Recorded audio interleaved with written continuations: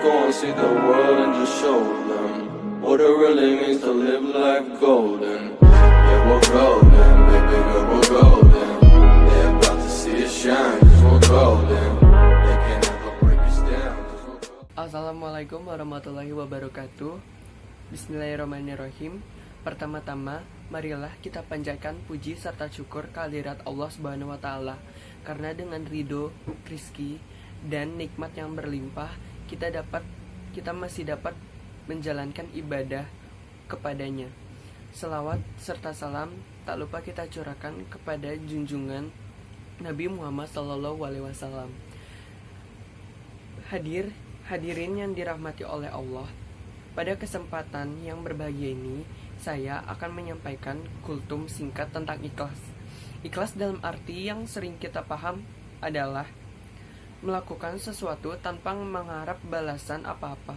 Pengertian ini sedikit banyak sudah benar, hanya saja kurang tepat. Dalam agama kita, ikhlas adalah melakukan sesuatu karena Allah Subhanahu wa taala. Ikhlas sendiri mempunyai banyak sekali dimensi dalam kehidupan sehari-hari kita. Contohnya, ikhlas dalam bekerja, ikhlas dalam beramal, ikhlas dalam mengajar, ikhlas dalam beribadah, dan lain-lainnya. Nah, contohnya, apabila kita masukkan dalam konteks ibadah, maka ikhlas berarti melakukan ibadah karena Allah Subhanahu wa taala, bukan yang lain, bukan karena ingin dipuji, ingin terlihat soleh, tapi benar-benar semata-mata hanya karena Allah. Allah berfirman dalam surat Al-Bayyinah ayat 5, yang artinya, tidaklah mereka diperintahkan kecuali untuk mengikhlaskan agama untuknya. Ayat di atas menerangkan pada kita tentang berlaku ikhlas dalam beragama. Agama apabila tidak dilandasi dengan ikhlas dan kejujuran akan runyam dan seolah tak berbekas. Orang sibuk memikirkan kepentingan diri sendiri tanpa sedikit pun menetapkan agama dalam prioritas hidupnya. Fenomena di atas banyak sekali terjadi di sekitar kita. Bahkan mungkin tanpa sadar kita termasuk dalam arus masyarakat yang seperti itu. Nauzubillah min zalik.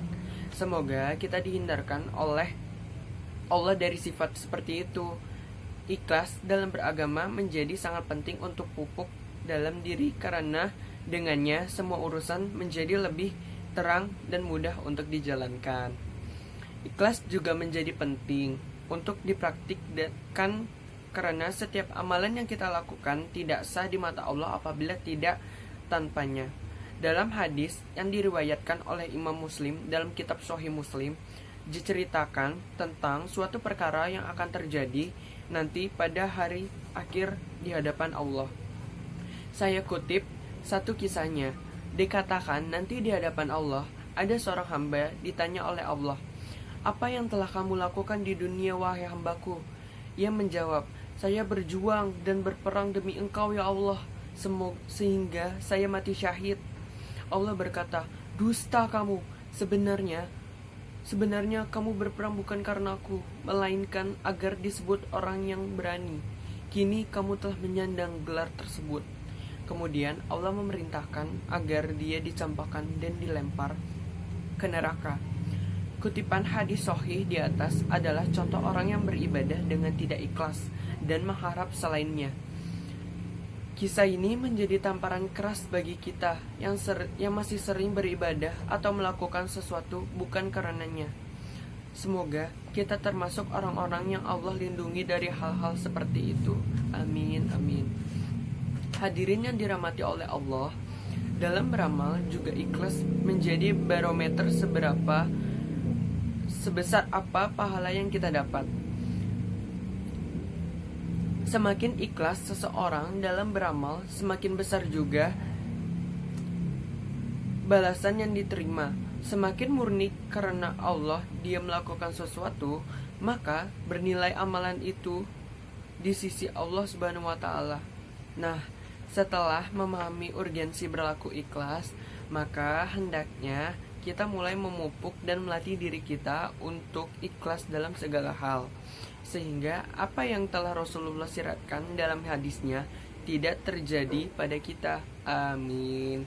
Saya kira cukup dulu kultum singkat tentang ikhlas ini. Semoga apa yang saya sampaikan bisa bermanfaat bagi kita semua. Wabillahi taufik wal hidayah. Wassalamualaikum warahmatullahi wabarakatuh.